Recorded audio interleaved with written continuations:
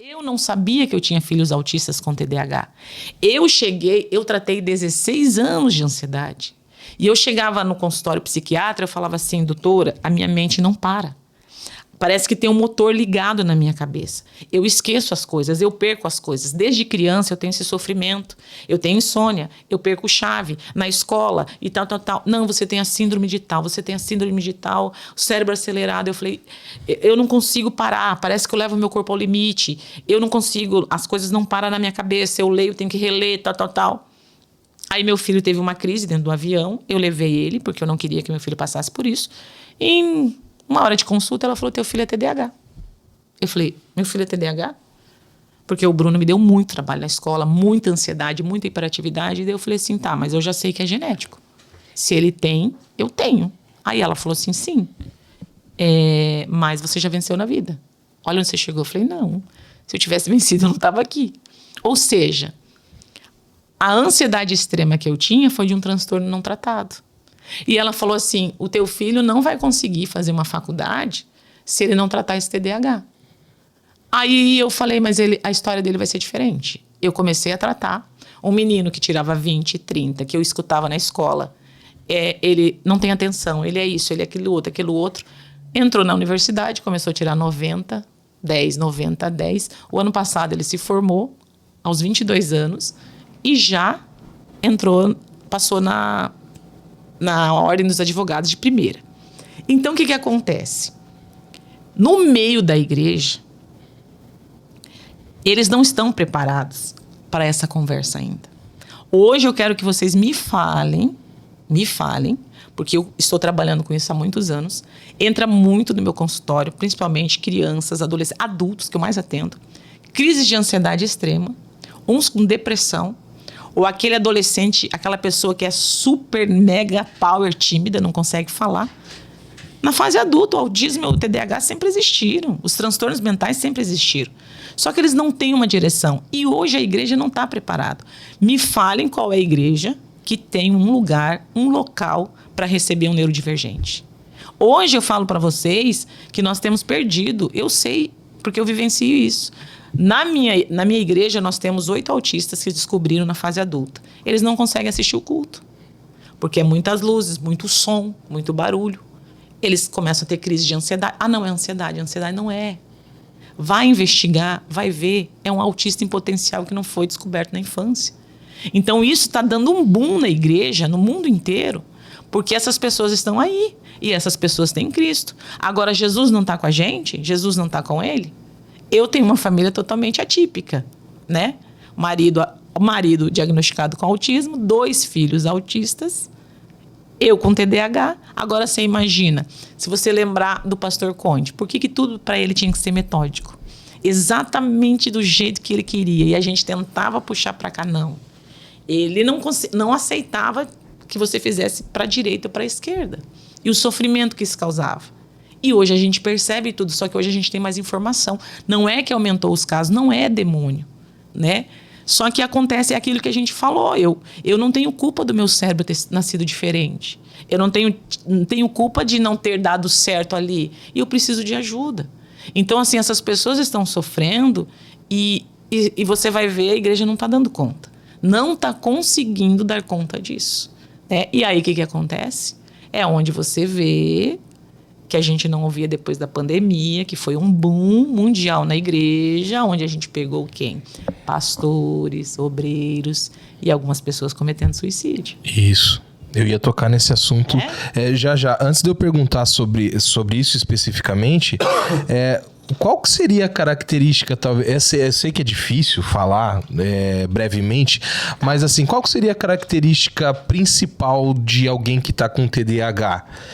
Esquecimento? Hiperfoco? O que seria? Tá, vamos lá. Então, assim, vou falar rapidamente. O TDAH é um transtorno do neurodesenvolvimento. A pessoa nasce assim. Vamos dizer que é um defeitinho de fábrica, tá? Que tem a parte hereditária e genética também. Então, os heróis, os maravilhosos professores, são os primeiros que dão sinal. Se você for chamado na escola e falar assim, olha, tua filha é muito queridinha, mas não presta atenção. O rendimento não tá legal. Fica esperto. Então, o que acontece? É na escola mesmo que começa, porque é 4 horas que ficam ali e você tem uma baixa redução ali, sobe e desce a memória. Então, não consegue ter foco e concentração. Só que a gente tem o desatento, que é aquele camarada 1.0, sabe? Você quase morre com ele, você fala, deixa que eu faço, sai daí. A gente tem o hiperativo, que é aquele que balança a perna e vive a 1000 por hora e ele não para, assim. ele não para. Eu tô cuidando pra não chacoalhar mesmo, porque a minha perna tá assim, ele ele não consegue, ele é uma Ferrari ligada. E a gente tem um combinado, que é o meu caso, que é aquele desatento, mas junto com o hiperativo. Então, assim, agora fazendo a pós, terminei agora a pós na PUC, o TDAH, gente, a gente fala muito de déficit de atenção, mas o TDAH é um transtorno que ele te arrebenta com os 2 pés, porque, assim, a causa dele é desempenho e regulação emocional. Então, é difícil você ter um TDAH que não tenha ansiedade ou depressão. Então, o que acontece? Provavelmente, eu trabalho com bastante psicóloga, eles chegam tudo no consultório da psicologia com depressão e ansiedade. Então, assim, se eu tenho depressão e ansiedade, eu tratei por um tempo, melhorou, ok. Porque existe também só depressão e ansiedade. Mas o TDAH não. Ele fica afundando ali o consultório, aquele ciclo. Tipo assim, já pensou uma mente que não para? Então, assim, eu tô dormindo, meu cérebro parece que tem um monte de abas abertas, assim, sabe? Você fala excessivamente, a sua cabeça não para. Você lê aqui, de repente, você fala, meu Deus, o que eu li de novo? Alguém viu minha chave? Cadê meu celular? Né? Aí tá lá a pregação do pastor, ele tá pregando, daí você fala assim, será que eu comi hoje? Aí você volta de novo. Aí você esquece o que pregou. Aí, de repente, você acorda bem, que você quer desbravar o mundo. Daí depois você não quer nada. Aí você acorda sorrindo, você acorda chorando. Você nunca tá numa vibe bacana, você tem muito altos e baixos. E isso, ao longo da vida, tá explodindo na fase adulta. Então, assim, é insuportável conviver assim. Aí, o que acontece? Quando chega lá para mim, para atender, para fazer o rastreamento de autismo, TDAH, muitos já chegaram para mim assim, olha, eu não posso citar nomes, né, por questão de ética, mas chegou um jovem para mim e falou assim, olha, você é a minha última esperança. Aí que eu entendi o propósito de Deus. Eu falei, por quê? Ele falou assim, porque eu já falei 4 empresas. E já abandonei diversas faculdades. Ele falou assim, eu não presto. Eu não dou certo na vida.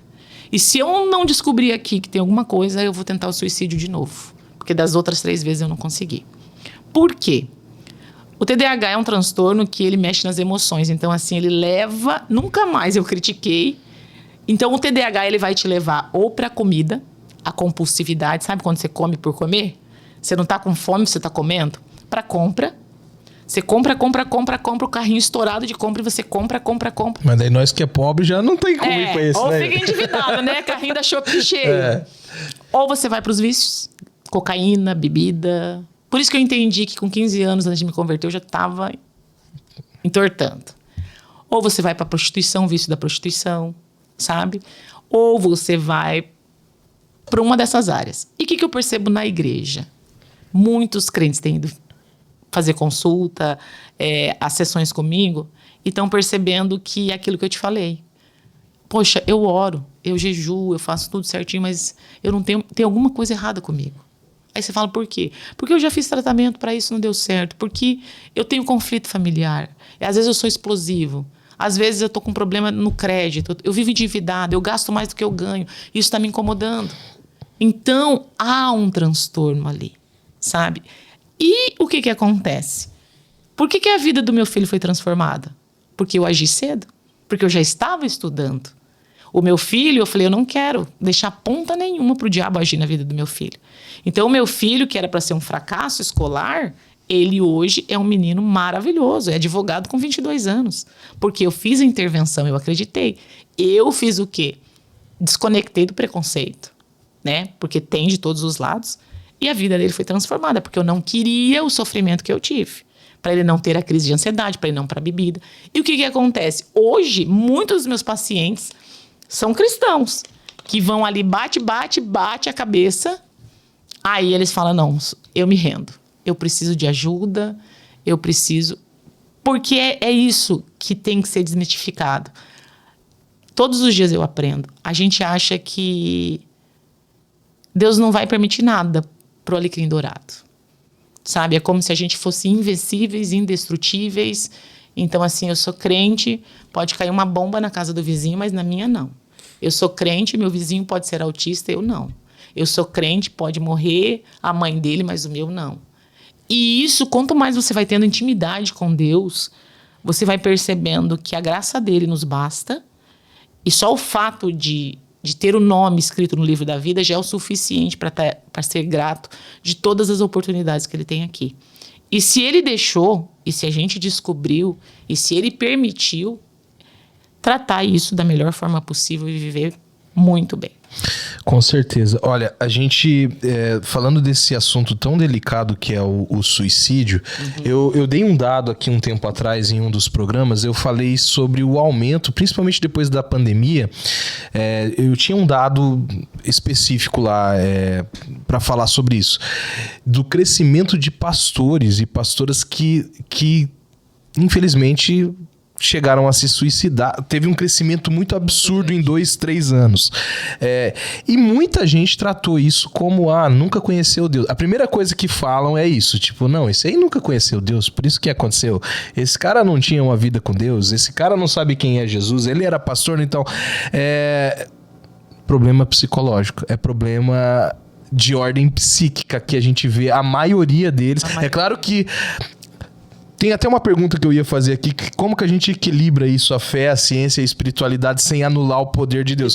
Porque assim, a gente vê o problema, identifica, sabe que é psíquico, mas tem o espiritual também. Tem. E daí como que fica esse equilíbrio? Tem, porque eu já orei por pessoas com depressão e manifestou. Né? Mas o que acontece? A gente tem que ter um equilíbrio para você não quase se tornar um defensor 100% da ciência, anular a fé, porque a gente vê milagre todos os dias. Eu mesma orei por uma mulher que ela tomava 11 comprimidos por dia. E ela caiu na igreja e eles começaram a expulsar o demônio dela. E eu falei, isso não é demônio, gente.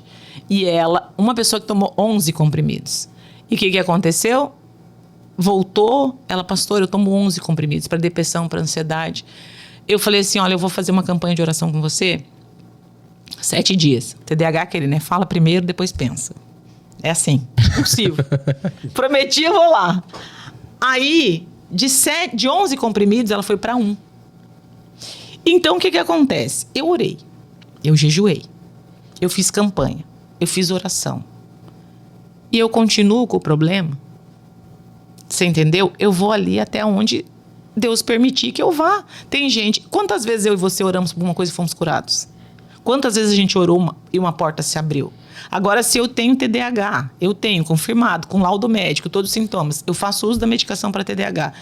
Enquanto Deus não me libertar disso, eu vou continuar orando ali e Deus já me curou de outras coisas. Deus já me livrou da morte, Deus já me livrou de um choque anafilático, Deus já me livrou de um engasgamento e me trouxe a existência de novo. Eu não vou questionar o poder de Deus, mas se Ele deixou ali, eu sei bem claro. O importante eu anulo quando eu falo assim, não vou na igreja, não vou orar, a ciência diz isso, do autismo, do TDAH, eu só confio nisso. Não. É sempre aquele tripé. Corpo, alma e espírito. Corpo, alma e espírito. Olha que experiência maravilhosa que vai linkar com isso que você me perguntou. Tem uma irmã na igreja, inclusive ela deve estar nos assistindo. Ela foi um exemplo para mim. Eu passei o dia aconselhando e orando. Nós ficamos 5 horas conversando. 5 horas conversando na igreja. Chegou a noite, pandemia, tinha um horário para fechar. Ela me mandou no áudio do celular e falou assim, pastor, eu tô me despedindo de você. Eu falei, como assim? Ela falou, tô com a corda e eu vou me matar. Aí eu falei, não. Eu falei, pelo amor de Deus, você tem uma filha de 3 aninhos. Não, eu tô na frente do pé de manga. Eu falei, Senhor Jesus Cristo, me ajuda. Não podia sair, tava todo mundo proibido. Eu mandei mensagem para a psicóloga que me atendia, que era minha sócia, e é ainda. Eu falei, pelo amor de Deus, me ajuda. Eu nunca passei por uma situação dessa. Eu achei que era suficiente eu ter ficado com ela 5 horas, falado, orado, jejuado com ela, tudo. Ela falou não.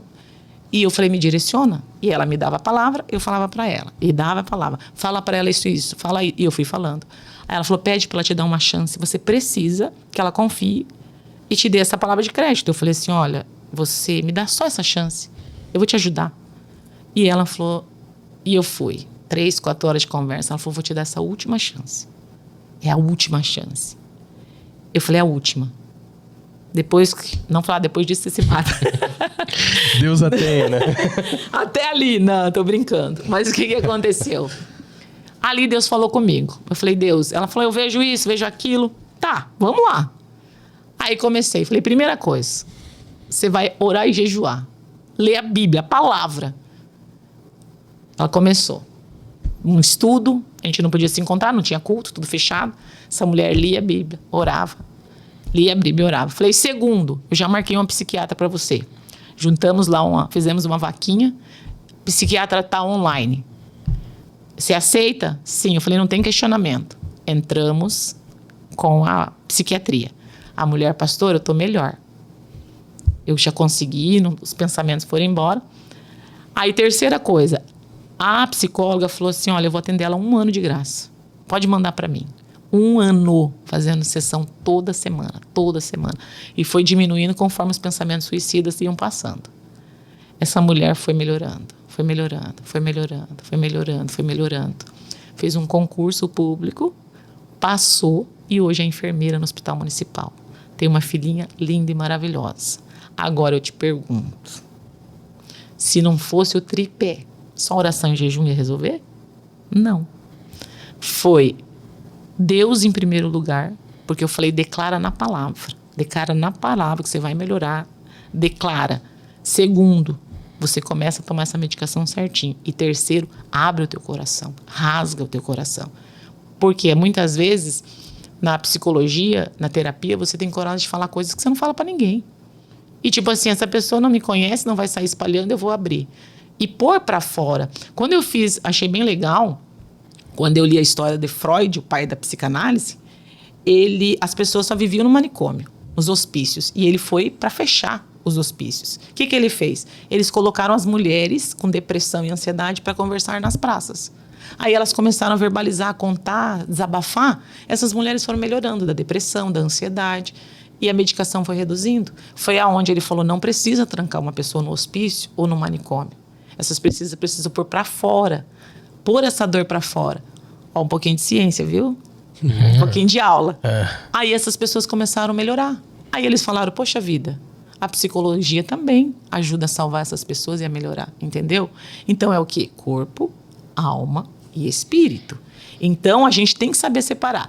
Porque assim, sendo racional, você consegue. Isso é uma questão, não sei como você pode, de inteligência a que Deus te dá e dá razão. Você não é aquele fanático, porque a gente tem muita gente que é fanático, que eu já vi que perdeu o filho, porque não quis levar, porque ia orar para o filho ser curado da pneumonia e a criança acabou falecendo. Então tem essa vertente de pessoas assim, tem aquelas 100% formais que não, Deus não vai fazer isso, a gente tem... Então eu acho que na vida espiritual tudo tem um equilíbrio. Um equilíbrio, para você falar assim, não tá vendo ali que a pessoa não tá bem, carregada, o ambiente tá tenso. A pessoa já tentou várias vezes, fala, opa, aqui é espiritual, que nem essa irmã. Eu sabia que era espiritual e precisava da medicina e também era espiritual, porque ela via coisas na casa. Então, a primeira coisa que eu falei, oração, jejum, Bíblia, eu falei, você vai ler a palavra de Deus. E ela foi lendo a palavra e a palavra foi libertando ela. Então, é esse discernimento espiritual que a gente tem. Hoje, de tudo que eu sei sobre ser uma mãe atípica e ser atípica, tudo que eu sei sobre neurodivergentes, para mim, nada anula o poder de Deus, a palavra, mas, como eu te falei, a minha responsabilidade de fazer o que a mim tem que ser feito, né? Não posso jogar tudo nas costas de Deus, vamos dizer assim, né? E orar e jejuar, e Deus está falando, meu filho, eu tô te jogando a corda, a boia, o barco, e você não tá querendo pegar e tá se afundando. E nos meus filhos mesmo. A Gabriela, nós descobrimos autismo porque era excesso de timidez. Uma menina que para pedir um pão na padaria não conseguia. Menina tinha crise com barulho, menina não falava. E a mulher autista mascara muito, é muito querida, maravilhosa. E isso estava trazendo um sofrimento intenso para ela. Então, assim, hoje ela começou faz 2 meses, ela tá com 32 mil seguidores, porque ela conta como é a vida de uma mulher, de uma adolescente, como que é ser criança ser autista desde criança, sabe? Então, é essas demandas que a gente tem que ter esse olhar, né? Que a igreja não vai mudar, que nem você falou. A essência do evangelho não vai mudar. A palavra é a mesma, né? Jesus é o mesmo. Mas os nossos pensamentos e o nosso posicionamento nas coisas que vêm, há 25 anos atrás, vamos dizer assim, lá na época que nós começamos, você ouvia falar tanto de depressão? Autismo, a gente não ouvia falar. Autismo não existia. Não falava. Autismo, a minha mãe e os meus avós falavam, a gente cura no chinelo. Né? Não existia. TDAH, minha mãe falava assim, nota baixa, burra. Não, você não sei o quê, vai sentar. O professor falava, você tem que se esforçar mais. E você falava, poxa, eu me esforço, mas não vai. Né? Tem gente que não consegue fazer a faculdade e fala, eu não vou nem tentar, não para nada na minha cabeça.